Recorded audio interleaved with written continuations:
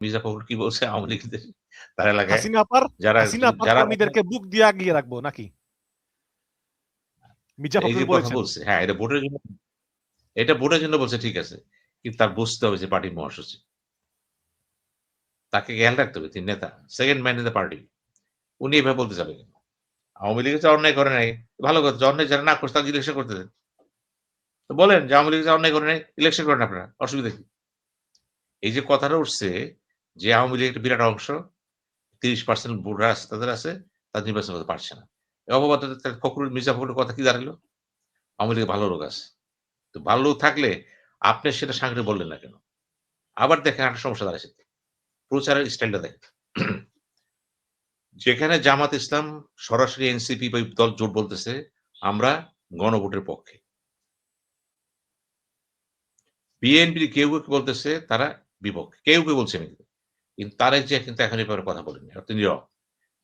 নীরবতা কিন্তু মৌন সংগতি। কারণ তারা কিন্তু গণভোটের যে যেসব পয়েন্ট গুলো আছে, সব তো একমত না। যেমন ধরেন, যিনি প্রধানমন্ত্রী হবেন তিনি দলীয় চেয়ারম্যান থাকবেন না। সাংঘাতিক ব্যাপার তো।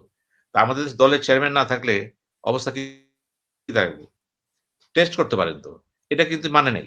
এটা কিন্তু সালাউদ্দিন কিন্তু সেই মিটিং এ বলে দিছে আমরা এটা নোট অফ ডিসেন্ট দিলাম।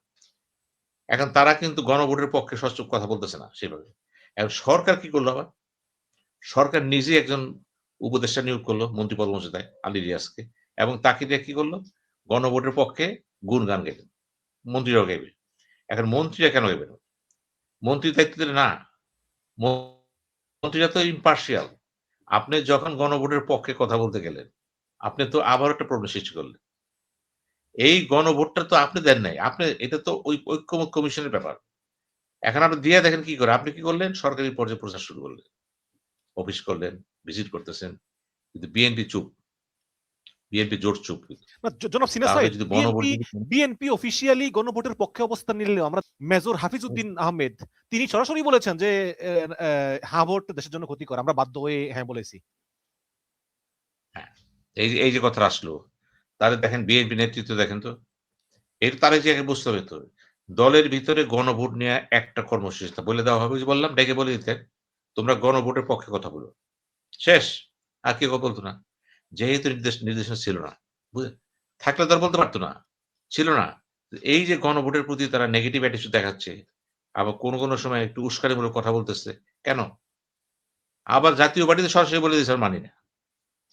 আমরা মানি না। যেহেতু সে ছিল না এখানে। তার যুক্তি আছে। সে ছিল না সে বলছে মানি না ঠিক আছে।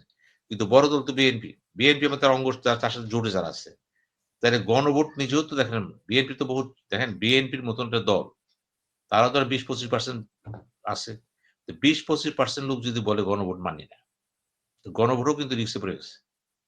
এখন ডক্টর ইউনূস যে ভুলগুলি করেছে ১ম, যেটা আমি আপনাকে সবসময় বলেছি, উচিত ছিল গণভোটটা আগে দেওয়া, নির্বাচন পরে দেওয়া। সে করেনি। কেন করেনি? নিশ্চয়ই তার একটা কোনো ছক আছে। আমি সবসময় তো বলি যে, আমরা যত কথা বলি, দল যত কথা বলুক, ইউনূস সাহেব কিন্তু তার ছকে চলতেছে। এক মন্ত্রী যাচ্ছে, আরেক মন্ত্রী দায়িত্ব পাচ্ছে। আসিফ নজরুল পাইল কোনটা? কিরিরা জুয়া পেয়ে গেছে আবার। একটা মন্ত্রী কয়টা পায়? এত সময় কই পায় মন্ত্রণালয় দেখার জন্য? করছে, আপনার কথা শুনবে না তো সে। সে কারো কথা শুনে, সে যা খুশি সেটাই করবে। আপনার কবি একান্ত কবি একান্ত বাইরে দিবে। শেষ। এই চরিত্রের একজন লোক, খেয়াল করবেন কিন্তু আপনি তাকে স্টাডি করেন না কেন? উনি ইলেকশন দিয়েছেন। উনি এনসিবির বিভিন্ন টক শোতে বলছে তো। এই যে গৌতম বাবু যে বলে, উনি তো বলছে। উনি বিএনপিকেও বলছে যে, "আছি তোমার সাথে, জামাতকেও তোমার সাথে আছি।" ওই যে দেখেন, গৌতম দাস যেটা বলল এনসিপি আরকি। আছি। এই যে সবার সাথে আছি কেন? আপনার দরকার কি? আপনি আছি তার মানে আপনার একটা হিডেন এজেন্ডা আছে কিন্তু। কারণ আপনাকে এখানে যে বসছে, শুধু ছাত্ররা বসে নাই। আপনি বসেন না বিষয়টা ইন্টারন্যাশনাল ডিপিস্টের ব্যাপারও ছিল এখানে। ছাত্ররা বই দিতে এসে বললেন, "না এত সোজা না।" সুতরাং তারও কিন্তু একটা পলিসি আছে। কারণ যে সমস্ত কর্মসূচি নিয়েছেন, এই যে বন্ধন নেয়া, খেয়াল করবেন বা আরো কিছু বিশেষ গুরুত্ব জীবী না, এগুলো তো ইমপ্লিমেন্ট করতে হতো তার। উনি যে করতে হবে জনাব এবং সিনা এই সাইদ, আমার মনে একটা প্রশ্ন আসছে।